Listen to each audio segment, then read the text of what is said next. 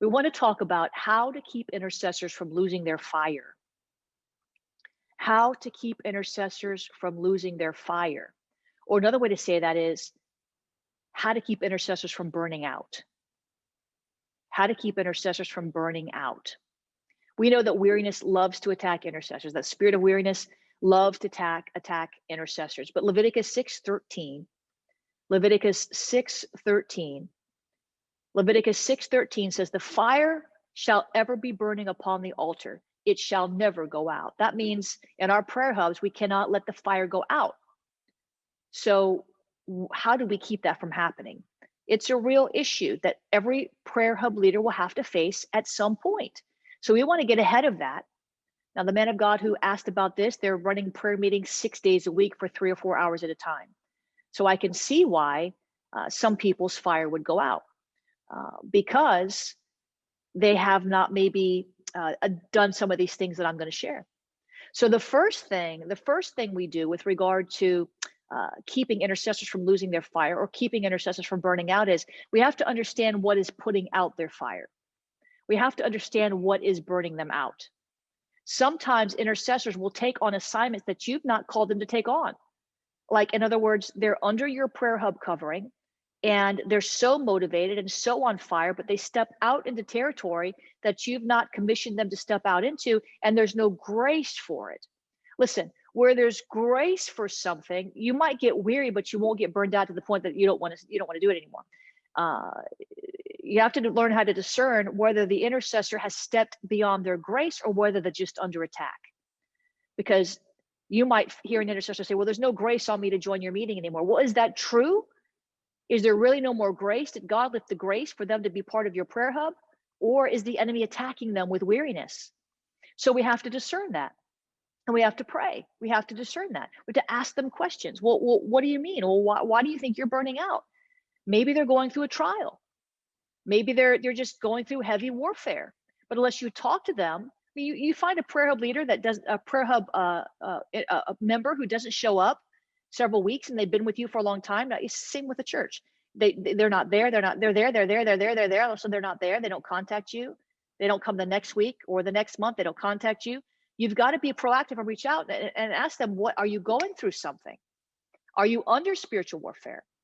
What is happening? Ask questions, find out what is putting their fire out or what is burning them out. Maybe it's a health issue or some other issue in their life where they're just stretched so thin, they can't even think straight. So at some level, you have to serve as a minister to these people. Leaders are really ministers, and you have to help them at some level. Now, you're not their pastor, and you don't want to overstep the bounds of their pastor. Be very careful about that.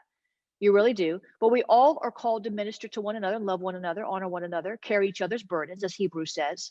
And so we want to help them address these challenges in their life so that they can keep the fire burning. We don't want to see the devil take them out, right? We don't want to see the enemy waylay them. We don't want to see the enemy, burn them out to where they don't even want to pray anymore. So first you have to find out what is putting out their fire. Are you putting too much pressure on them? Are you having too many prayer meetings? So we'll get into that in a minute. The second thing you need to do if their fire is burning out is stoke the fire. You got to stoke the fire. You ever been camping and the fire's about to go out? What do? You take a stick and you start stoking the fire. And maybe you put a little more wood on there or a little more leaves on there, something to get it going again. In other words, you got to fill them back up. You got to keep them full. That's why a short teaching is really good. At the beginning of a prayer meeting, you're investing or you're sowing back into them. You want to pray for them. Sometimes if you know that they're going through a trial, you want to do right there on the prayer broadcast. Let everybody pray for them. Have the whole prayer hub group pray for them. And if it's you and one other, you pray for them. Stoke the fire. Break the weariness off.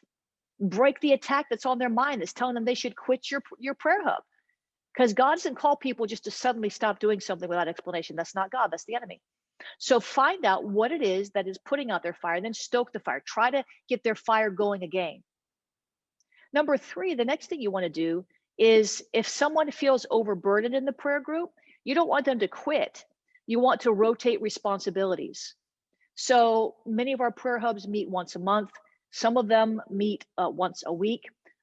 Some of them meet 3 times a week. Some of them meet 6 times a week. Okay. So all of our prayer hubs are meeting at different frequencies.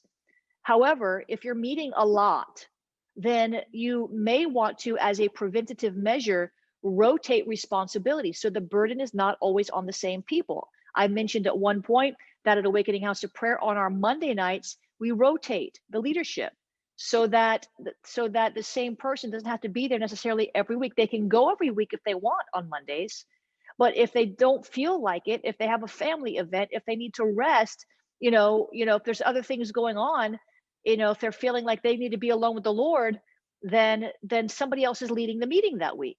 And so sometimes you have to rotate responsibility. So the burden is not always on the same 5 people. And anything that you start in the Lord is always, sometimes it's just you, sometimes it's 3 people. So sometimes you have to rotate responsibility. Okay, you lead this week, I'll lead that. We're all going to be here, but you take the lead at least. The 4th thing we need to do is sometimes when our fire seems to be waning, when that fire seems to be dwindling down, sometimes you just need to tell somebody, okay, just rest. Just take this week off. Just take these next couple meetings off and just go rest. Sometimes it's not, listen, it's not that the prayer meeting is necessarily burning them out. Sometimes it's just life that's burning them out. And the prayer meeting is one more thing. Now, they might tell you, look, yes, I am burning out, but I don't want to stop praying. It's my job that's burning me out, and prayer refreshes me. So you give them that option. You don't want to sit them down like they're being punished, because people who are such high achievers and so on fire, when their fire starts to wane, they don't want to feel like they're being punished for it. So you offer them the opportunity and you say, if you need to take a break this week, take a break. We'll see you next week. It's okay. Everybody needs to take a breath sometimes, right? And so you give them that option where you're not sitting there and saying, hey, you know what? I see you're burned out. Just go, just don't.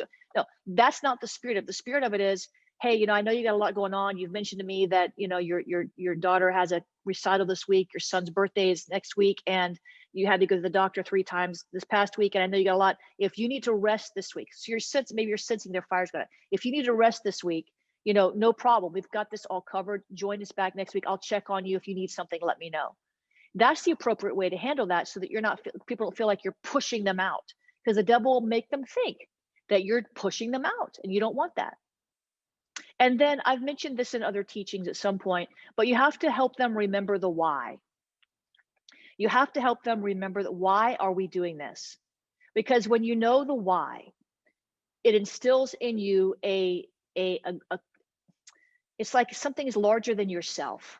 So why are we praying? Well, we're contending for revival in our city. We're contending for the will of God in our city. We're pushing back darkness in our city. And your prayer hub, each one of you in different cities, different nations, will have a different flavor. So our overarching why is because we want to see God's kingdom come, his will be done on earth as it is in heaven. We want to see a great awakening. We want to see the billion soul harvest. That's our big why.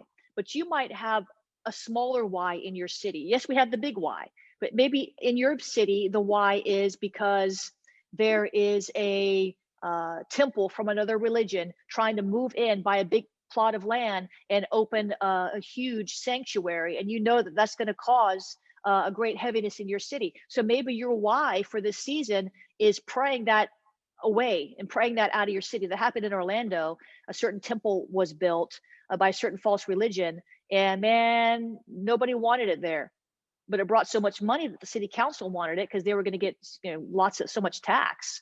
But so maybe that's your why right now. So you have assignments within our larger umbrella. Remember the why, because we don't want these Satanists, putting the statue up in our city or whatever it is. So that will motivate people, will give people fuel and fire, even when they're feeling tired, to know that this is bigger than us. This is the will of the Lord. And then they can believe for the grace and receive the grace to do what they're called to do. Because when they forget the why, sometimes they stop receiving the grace because they just shut down and shut off. So those are some ways to keep the fire burning among people in your prayer group. You want to figure out what puts out the fire, what's putting out their fire, why are they so weary? You want to try to alleviate that weariness. If you can do something, if you can pray for them, do that. You want to stoke the fire. You want to teach them, pray for them, let them know that you care. You want to rotate responsibilities. If they're carrying too much weight in your prayer hub, say, you know what, we're gonna take a little bit of this off you. We're going to spread this around. You know, we want to let them rest if they need rest. And we want to remember the big why.